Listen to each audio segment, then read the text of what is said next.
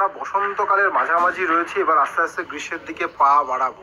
সামনে যে গ্রীষ্ম, তার ট্রেলার দেখানো শুরু করে দিয়েছে প্রকৃতি। 36 ডিগ্রিতে পৌঁছে গেছে দক্ষিণবঙ্গের তাপমাত্রা। পানাগড়ের কথা বলছি, পুরুলিয়ার মতো, বাঁকুড়ার মতো অনেক জায়গায় তাপমাত্রা 34 ডিগ্রি 35 ডিগ্রি ঘরে রয়েছে। আলিপুরে এখনো 33 ডিগ্রিতে তাপমাত্রা রয়েছে, তবে তাপমাত্রা আরো একটু বাড়তে পারে। তবে তাপের থেকেও বেশি অস্বস্তির কারণ হয়ে দাঁড়াচ্ছে জলীয় বাষ্প। আর্দ্রতাটা এত বেড়ে গেছে যে একটু পরিশ্রম করলেই প্রচন্ড ঘাম হচ্ছে, মানে দরদরিয়ে ঘাম হচ্ছে। এটা বসন্তকালে কথা বলছি, গ্রীষ্মে কি না হবে। তবে আমরা দক্ষিণবঙ্গের মানুষ এখনো একটু লাকি মনে করতে পারি। পাশের রাজ্য উড়িষ্যাতে গতকাল তাপমাত্রা 40 ডিগ্রি ছুঁই ছুঁই। উড়িষ্যার বৌদ্ধের তাপমাত্রা 39 ডিগ্রির ঘরে পৌঁছে গেছে। অন্ধ্রপ্রদেশে দেশের উষ্ণতম জায়গা ছিল রায়ালসীমার একটি জায়গা, তাপমাত্রা 40.8 ডিগ্রি, মানে 41 ছুঁই ছুঁই। এই অবস্থায় রয়েছে আমাদের দক্ষিণবঙ্গে এখনো, তাও 36 ডিগ্রির ঘরে তাপমাত্রা রয়েছে। এই গরমের পরিস্থিতি থাকবে।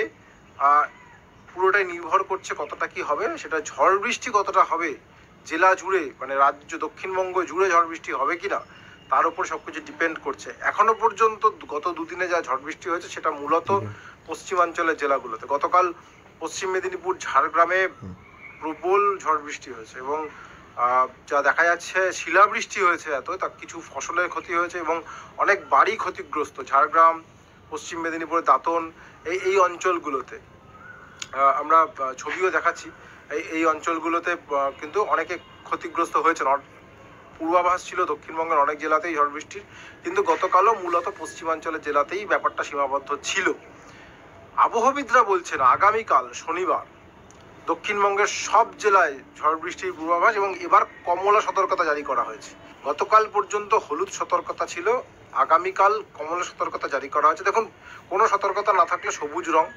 হলুদ সতর্কতা মানে ওয়াচ, মানে পর্যবেক্ষণ রাখতে বলা হয়, যে পরিস্থিতির উপর নজর রাখুন। কমলা সতর্কতা মানে প্রশাসনকে বলা হচ্ছে এবং সাধারণ মানুষকে বলা হচ্ছে, অ্যালার্ট করে দেওয়া হচ্ছে যে এবার কিন্তু পরিস্থিতি খারাপ হতে পারে। এবং সবশেষ সতর্কতা যেটা রং দেওয়া হয় সেটা হচ্ছে রেড ওয়ার্নিং, মানে টেক অ্যাকশন। এই যেমন যখন ঘূর্ণিঝড় আসে, লাল সতর্কতা তখনই দেওয়া হয় যখন অ্যাকশন নেওয়ার প্রয়োজন হয়, অর্থাৎ নিচু এলাকা থেকে মানুষকে সরানোর প্রয়োজন হয়। এই পরিস্থিতিতে এই মুহূর্তে অবশ্য লাল সতর্কতা নয়, কমলা সতর্কতা কেন ইস্যু করা হয়েছে তার কারণ, জেলায় জেলায় বজ্রপাত হতে পারে কাল। মানে অনেক বেশি জেলায় বজ্রপাত হওয়ার আশঙ্কা রয়েছে। 2 নম্বর হচ্ছে ঝোড়ো বাতাস বইতে পারে ঘন্টায় 40 থেকে 50 কিলোমিটার বেগে। গতকাল পর্যন্ত 30 থেকে 40 বলা হয়েছিল, আগামীকাল সেটা বাড়ানো হয়েছে। 40 থেকে 50 কিলোমিটার বেগে ঝোড়ো বাতাস বইতে পারে। অনেক সময় দেখা যায় সেটা 60-70 কিলোমিটারে পৌঁছে যেতে পারে, হয়তো মিনিট খানেকের জন্য বা কয়েক সেকেন্ডের জন্য, কিন্তু তাতে ক্ষতি মারাত্মক হতে পারে। কালবৈশাখীর সময় আমরা যে ধরনের ক্ষয়ক্ষতি দেখে থাকি।